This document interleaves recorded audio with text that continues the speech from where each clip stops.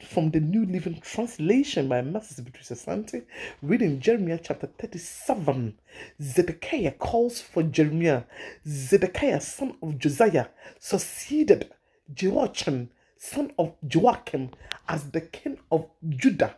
He was appointed by King Nebuchadnezzar of Babylon, but neither King Zedekiah nor his attendants nor the people who were left in the land listened to what the Lord said through Jeremiah. Nevertheless, King Zedekiah sent Jehukah, son of Shelemiah, and Zephaniah, the priest, son of Messiah, to ask Jeremiah, please pray to the Lord our God for us.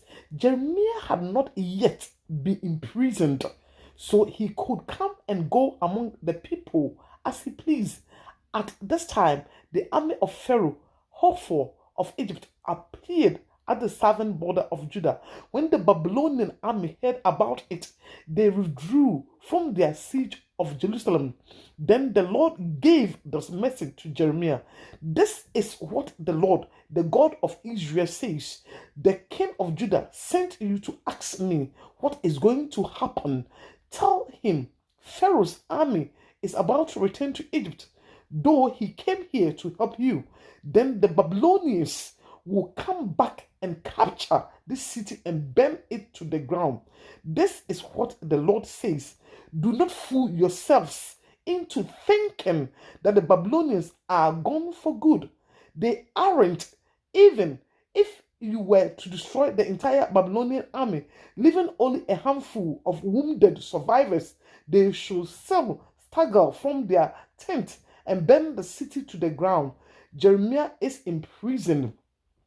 When the Babylonian army left Jerusalem because of Pharaoh's approaching army, Jeremiah started to leave the city on his way to the territory of Benjamin to claim his share of the property among his relatives there.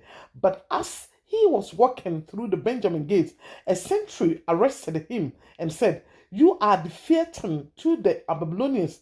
The sentry making the arrest was Jerajah, son of Shelemiah, grandson Anaiah.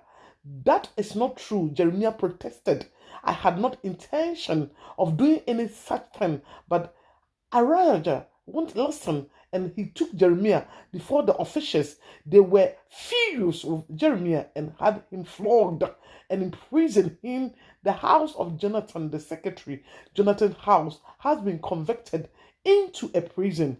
Jeremiah was put into a dungeon cell where he remained for many days.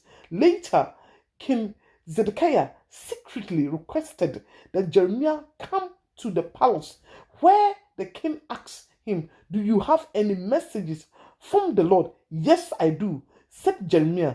"You will be defeated by the king of Babylon." Then Jeremiah asked the king, "What crime have I committed? What have I done against you, your attendants, or the people that I should be imprisoned like this? Where are your prophets now who told you the king of Babylon will not attack you or this land? Listen, my lord the king, I beg you, don't send me back to the dungeon in the house of Jonathan the secretary, for I will die there." So King Hezekiah commanded that Jeremiah not to be returned to the dungeon. Instead, he was imprisoned in the courtyard of the guard of the royal palace. The king also commanded that Jeremiah be given a loaf of fresh bread every day, as long as there was any left in the city. So Jeremiah was put in the palace prison. Amen and amen.